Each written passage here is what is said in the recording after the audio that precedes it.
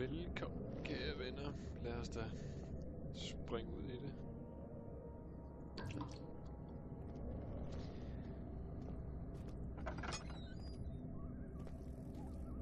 Det må jo så skulle bruges.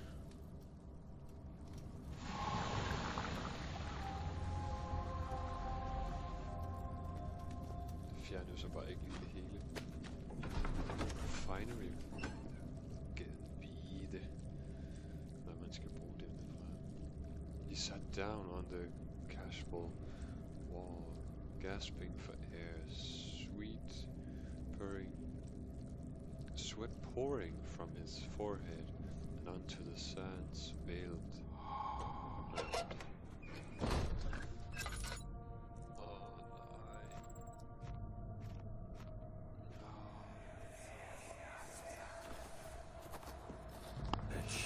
Dark in here. Yes, and there's a good reason for it. But you can light the lamp now if you wish. What's the reason? For the darkness, that is. Stay close.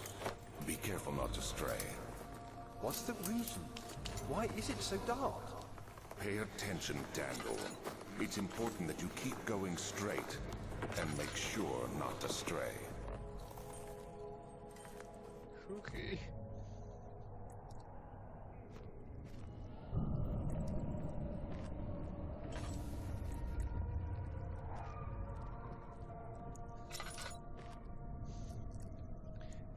When enemies are near.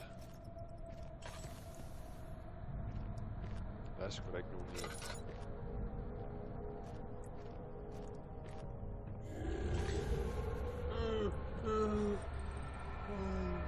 No.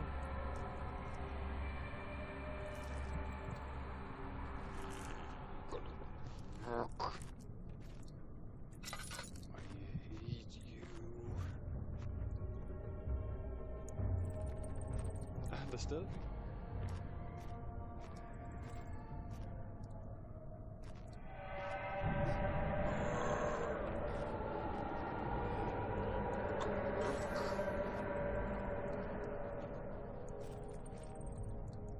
Der er en dør der. Open. Okay,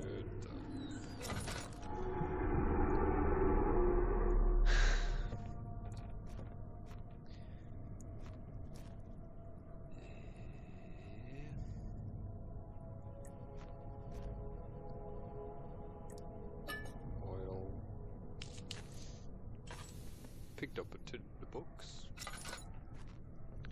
As Day 9 would have said before he lost his manhood.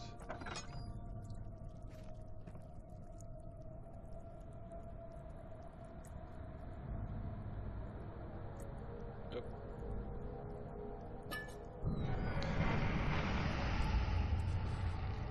Whoa.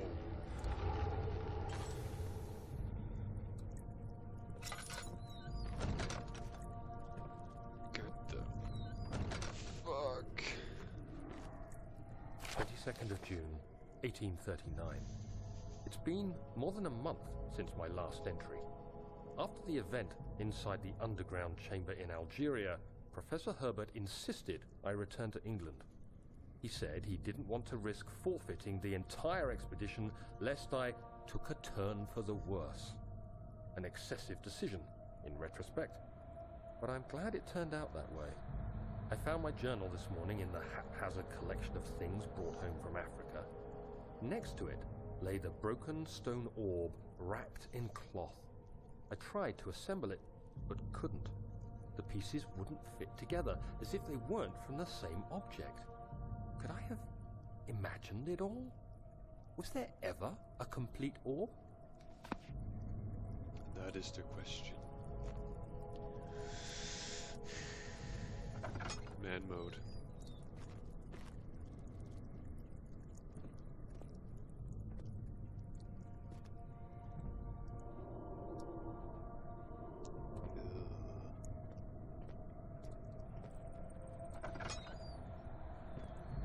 Nope.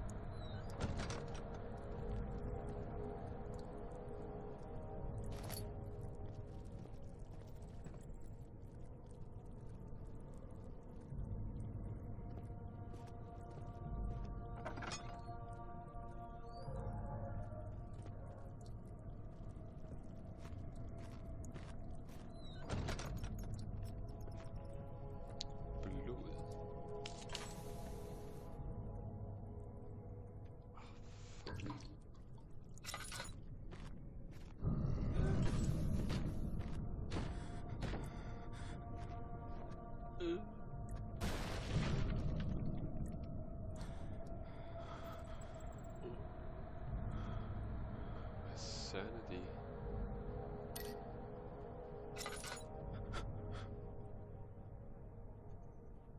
Hvad sker der, hvis jeg bliver fuldstændig insane?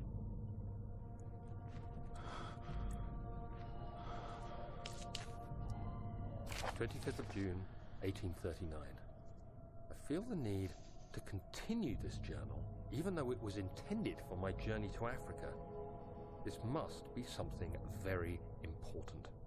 I just know it. I've taken it upon myself to piece the orb back together, but it's been more difficult than one might think. The pieces are behaving strangely. They seem to change color, shape, and texture, but ever so slightly. Yesterday, I took careful measurements and notated any significant markings. Today, I confirmed my suspicions. They were changing. I was terrified and rushed off to see the finest geologist in London, Sir William Smith. I approached the subject with care, and we discussed how rocks change form. He told me about the nature of glass, how it eventually collapses on itself, like ice slowly melting over the course of centuries. Smith eased my mind a bit, but I can't escape the feeling that these shards have otherworldly properties.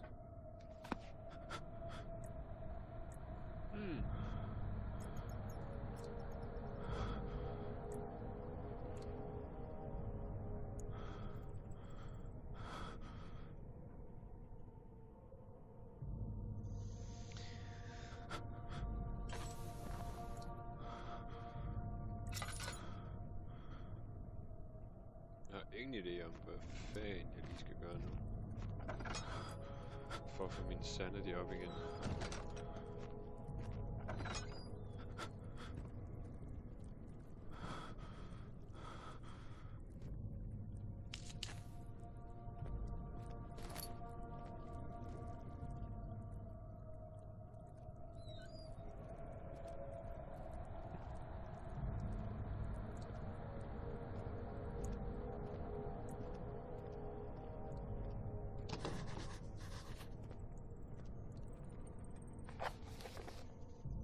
Door leading to the back room is blocked by another way in. Der er ikke noget derinde, det ved jeg. Det er der jeg kom fra.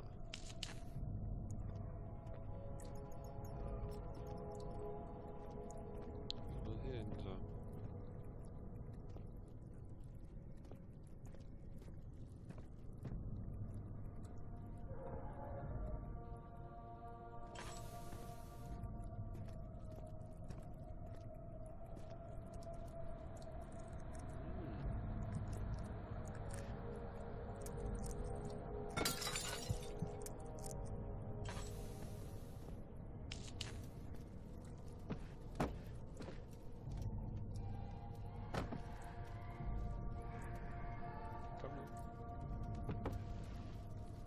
Se om vi kan ramme bordet.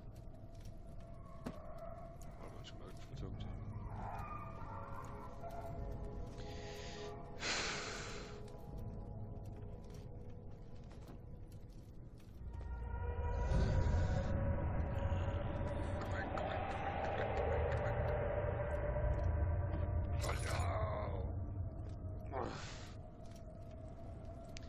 Man føler sig virkelig som en mand efter det her.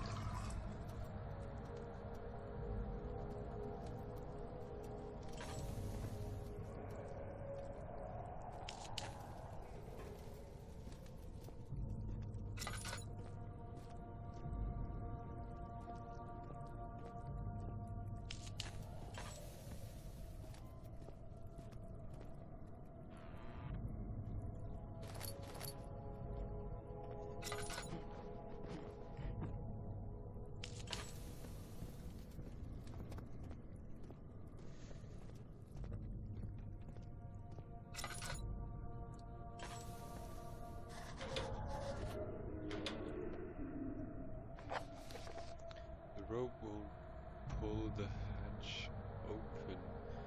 Something must be clogging the pulley.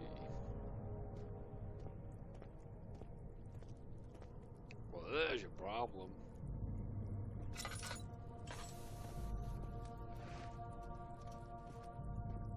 De er måske nok for små.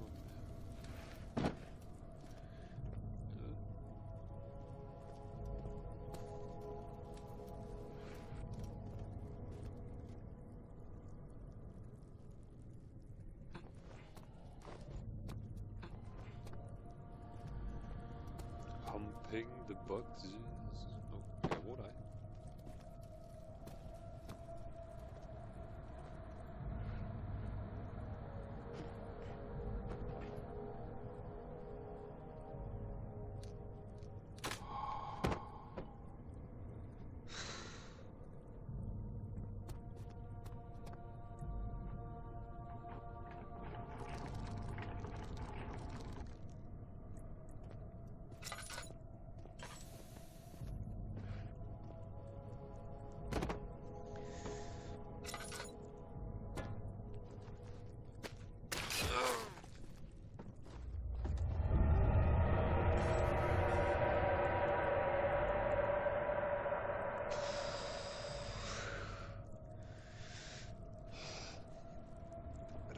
To breathe, Toby.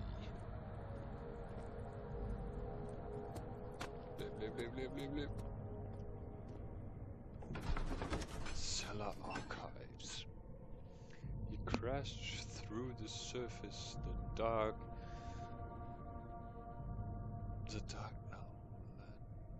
Atlantic.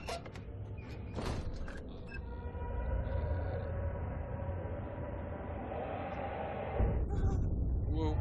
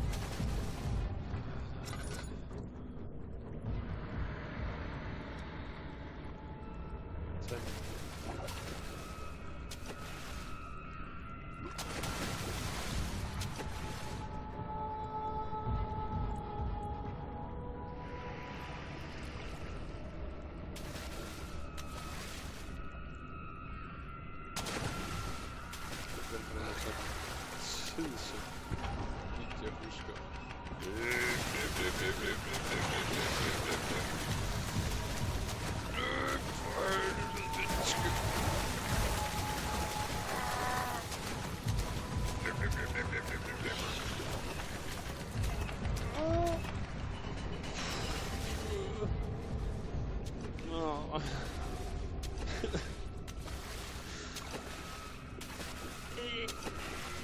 Gå væk.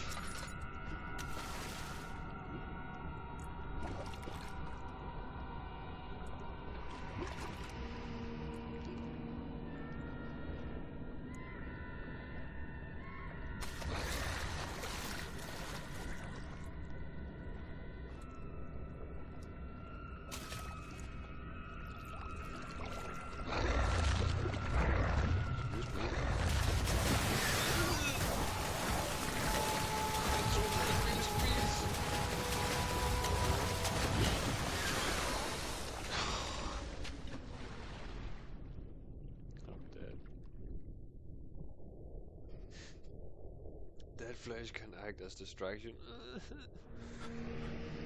Kalder du så det der?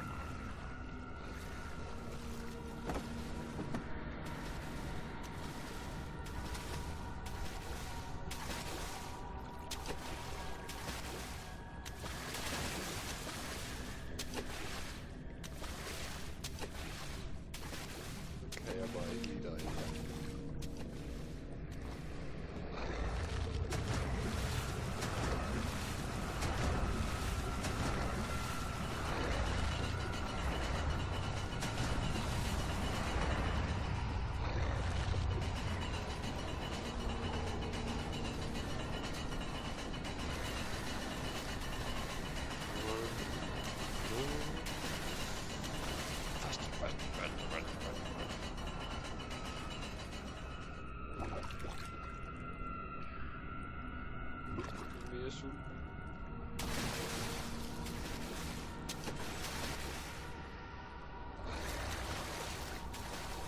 Sikker.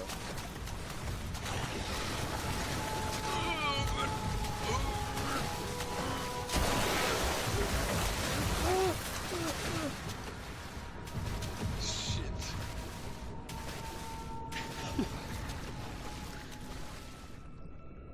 Cuts and bruises. Slightly headache.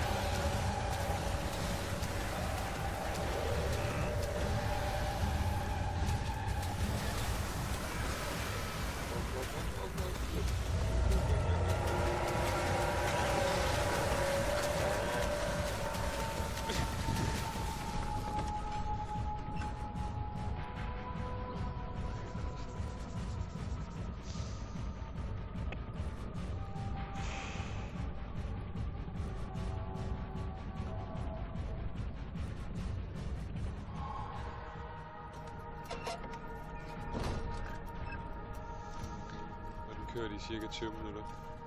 Med dette flotte billede siger jeg tak, fordi I ville danse med mig. Tak for den her gang. Det er skræmmende, et skræmmende spil. Men ja, jeg ved ikke rigtig, hvad jeg skal til det. Ja. Giv en kommentar, hvis I har lyst. Hvis I synes, jeg gør det godt, eller bare lidt godt, så må I meget gerne subscribe. Og I må meget gerne like det. Det hjælper mig rigtig meget. Og så...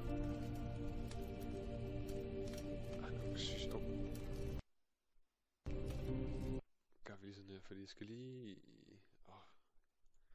Jeg ved godt, den går ud af det, og den slukker for musik og sådan noget. Men jeg synes lige, I skulle have den her med, for den fandt jeg her til morgen. Og klokken er nu 11:15. Det tager ikke lang tid. Jeg skal nok skynde mig. Hvis min computer gider. Det håber jeg, den gør.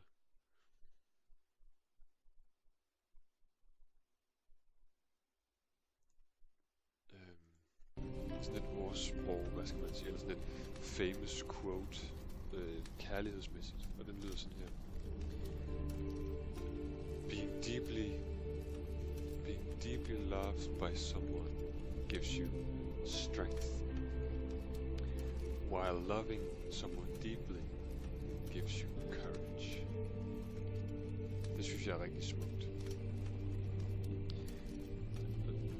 Jeg regner med, at jeg vil fortsætte med at tage sådan nogle famous quotes. Det kan være nogle, der giver inspiration, eller jeg måske synes er gode, eller sådan noget ting. Og så vil jeg fortælle dem til jer. Så kan I bruge dem og give dem videre, hvis I har lyst til det. Så i en kommentar, rate og subscribe, og så husk, being deeply loved by someone gives you strength, while loving someone deeply gives you courage. Farvel, kære venner.